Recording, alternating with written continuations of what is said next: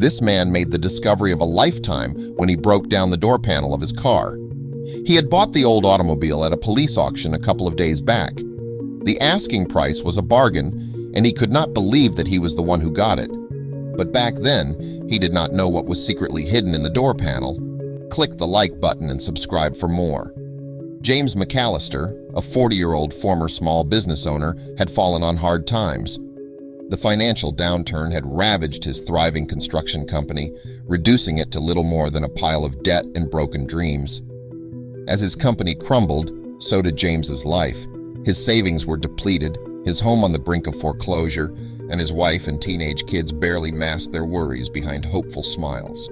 He stood there in the rain, staring at the dead hulk of his car, feeling the chill seeping into his bones. Stranded and drenched, he walked the 3 miles back to his house, contemplating his limited options. Later that evening, as he shared a frugal dinner with his family, he heard something that sparked a glimmer of hope.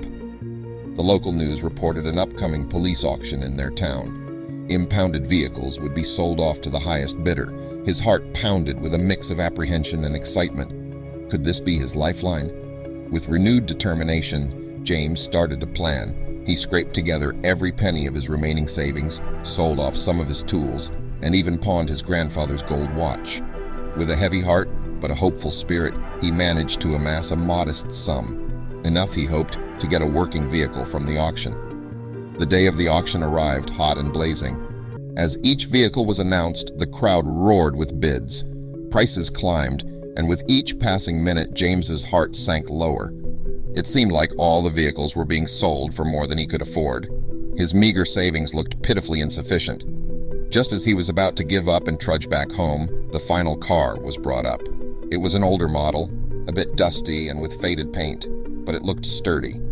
The crowd, perhaps tired or having spent their budgets on shinier models, didn't seem interested. James felt a surge of hope.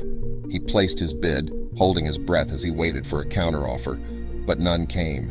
He bid again, a bit higher this time, his heart pounding. Still, there was silence. With a bang of the gavel, the car was his. As he pulled into his driveway, and for the first time in a long time, James felt a sense of optimism. His kids loved the smooth ride and the sense of adventure it brought with it. They started planning a family vacation, something they hadn't been able to do in a long time. Their usual worries about the car breaking down during the trip vanished instantly. However, James soon started noticing something peculiar. Every time he made a turn, a strange rattle sounded from somewhere within the car. He tried to brush it off initially, dismissing it as an idiosyncrasy of an older vehicle, but the sound persisted, haunting each journey he took. James decided to get it checked out and took the car to a mechanic friend. After a thorough inspection, his friend found nothing wrong with the car. Mechanically speaking, it was perfect. He even congratulated James. "For the price you paid, this car is a true steal. Good job." But the rattle persisted, creating a jarring contrast to the otherwise perfect drive. Despite the car's impressive performance, the mysterious noise bothered him. If there was a problem, he was going to solve it. Over the next few days, James took it upon himself to unravel the mystery. He began observing the sound more closely, trying to pinpoint its source. By the break of dawn, his efforts finally bore fruit. With one final wrench, the door panel came off, revealing a cramped cavity behind it. His heart pounded as he reached inside, his fingers brushing against something cold and metallic. With a tug, he pulled the object free. It was a small, weathered briefcase. James held his breath as he flipped open the briefcase latches. With a creak, it opened to reveal stacks of green paper neatly packed together. His heart missed a beat. Money. The briefcase was filled with money, stacks upon stacks of $100 bills. He began counting. It was a long process, one that filled the air with a tension that hung heavy and thick. Hours slipped by, the sun climbing and then beginning its descent. Finally, the last stack was accounted for. It was $2 million. The reality of it all began to sink in.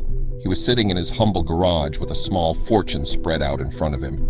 Questions flooded his mind. Where did this money come from? Why was it hidden in the car door? Each emotion came in waves, flooding over him, leaving him feeling disoriented. His mind was a battlefield of thoughts, wrestling with the moral implications of the situation. The money could change everything for him and his family, but he knew nothing good came without a price. And this briefcase, It had a price tag he couldn't yet see. He replayed the auction in his mind, the car, the bidding, the man who handed over the keys. He remembered the final look on the auctioneer's face, a blend of relief and perplexity. Had he known about the money? Was this a mistake or was this intentional?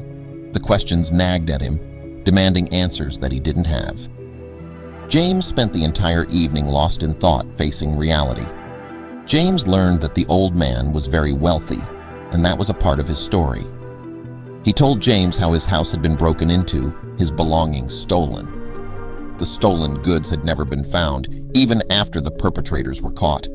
His heart sank as he realized this money must have been part of that stolen treasure hidden away in this random car. He presented the briefcase to the police officer, who opened it to reveal the stacks of cash. A sigh of relief escaped from the older man. His stolen money, thought to be lost forever, was returned. The evidence they needed to convict the criminals was finally in their hands. Justice could finally be served. They were still held in detention because even though they were caught, they could not be properly judged because of the missing evidence. So this discovery that James had brought them would help a lot. The gratitude in the old man's eyes was evident, but it did little to alleviate James' mixed feelings. He was glad to have done the right thing, glad that justice would be served. But there was also a deep sense of loss. The money that had, for a fleeting moment, seemed like a lifeline was gone, but this was reality. The money wasn't his. It had never been his. As he drove back home, his car felt emptier somehow. The rattle from the door panel was gone, replaced by a deafening silence. He knew he had made the right choice, but it was a difficult one. Back at home, he was greeted by the smiles of his wife and kids. They had no idea about the tumultuous day he'd had. Their innocence, their faith in him, cemented his resolve. He made the right decision. He knew he had to tell them what happened. He owed them that much. But not now. Now, he had to put on a brave face and hope that things would work out in the end. But luck would fortune him in the end. The morning after the incident, James prepared breakfast for his family. As they gathered around the table, the usual chatter filled the room. But today their laughter echoed differently for James. The ordinary felt extraordinarily precious. He looked at them, his heart swelling with love and a bittersweet sadness. He knew he had to tell them everything, so he did. He started from the beginning. The mysterious rattle, the hidden briefcase, the $2 million, and his decision to return it to the rightful owner. There was a silence that followed his story. He braced himself for the disappointment, the frustration, the anger, but it never came. Instead, they embraced him, their pride in him evident in their tears and hugs. Later that day, a mail arrived. James picked it up reluctantly, expecting another bill he couldn't pay. But instead, it was a letter from the old man, the original owner of the money. Enclosed was a check for $50,000. A note read, "A token of my gratitude for your honesty and integrity." The money wasn't $2 million, but it was more than enough to lift his family from the brink. It was a fresh start, a chance to rebuild their lives, and it came from doing the right thing.